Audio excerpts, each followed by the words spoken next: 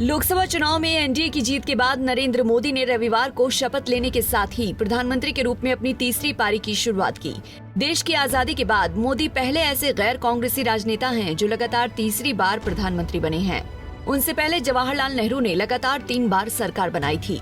नरेंद्र मोदी के नेतृत्व वाली इस एनडीए सरकार में जिस तरह से मंत्रियों को शपथ दिलाई गई, उसमें गठबंधन का सामंजस्य साफ दिखाई दिया। मोदी 3.0 की आज पहली कैबिनेट मीटिंग होने जा रही है। मीटिंग में मंत्रियों को उनके विभाग बांटे जा सकते हैं। बताया जा रहा है कि इस मीटिंग में इसके साथ ही सरकार के पहले 100 दिन के रोड मैप पर भी चर्चा होगी। आपको बता दें कि शपथ ग्रहण से पहले भी 100 दिन के रोड मैप को लेकर बैठक बुलाई थी, जिसमें उन्होंने साफ तौर पर मंत्रियों को निर्देश दिए कि वो शासन पर ध्यान दें और 100 दिन के रोड मैप को जमीन पर उतारें। मोदी 3.0 के रोड मैप पर अभी से ही युद्ध स्तर पर काम चालू हो गया है। 100 दिन का रोड मैप तैयार हो चुका है।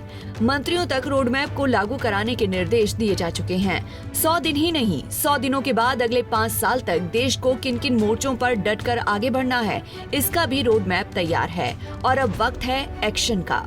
तो चलिए आपको बताते हैं मोदी 3.0 के रोड मैप में आखिर क्या क्या शामिल है।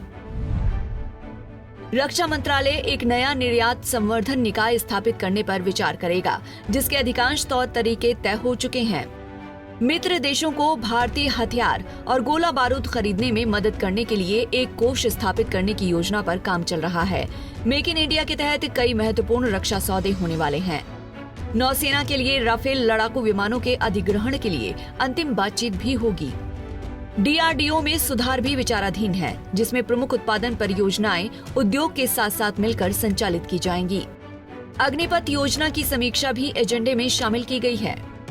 100 दिन के एजेंडे में एग्रीकल्चर, फाइनेंस, डिफेंस में जरूरी सुधार और जल्द पूरे किए जाने वाले प्रोजेक्ट भी शामिल हैं।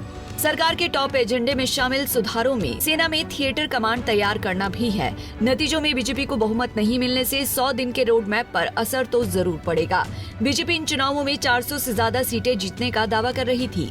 100 दिन का एक्शन प्लान भी इसी उम्मीद पर बनाया गया था कि बीजेपी को बहुमत मिलेगा, लेकिन नतीजों में 400 सीटें तो दूर, बीजेपी बहुमत के आंकड़े से भी दूर रह गई। नीतीश कुमार और चंद्रबाबू नायडू कई बार uniform civil code, CAA, NRC, places of worship act को खत्म करने, मुस्लिम रिजर्वेशन और 1 नेशन 1 इलेक्शन पर विरोध दर्ज कराते रहे हैं।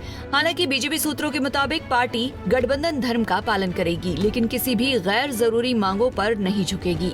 आपको बता दें कि कैबिनेट गठन से पहले पीएम मोदी हर बार बीजेपी नेताओं से मुलाकात करते रहे हैं। साल 2014 में भी ऐसी ही बैठक आयोजित हुई थी। मोदी कैबिनेट का स्वरूप पिछले 2 कार्यकाल के मुकाबले अलग नजर आ रहा है। मोदी सरकार का पूरा फोकस 100 दिन के एक्शन प्लान पर होगा। पिछली सरकार में ही प्रधानमंत्री इस बात का जिक्र कर चुके हैं कि साल 2047 तक भारत को विकसित देश बनाना है, क्योंकि इस साल देश को आजादी के 100 वर्ष पूरे हो जाएंगे, जिस पर पीएम ने 100 दिन के रोड मैप को लागू करने और लंबित पड़ी योजनाओं को पूरा करने का संकल्प लिया है। Bureau report, Punjab Kesari TV. हमसे जुड़े रहने के लिए हमारे YouTube चैनल को सब्सक्राइब करें और नई वीडियो की नोटिफिकेशन के लिए बेल आइकॉन को दबाएं।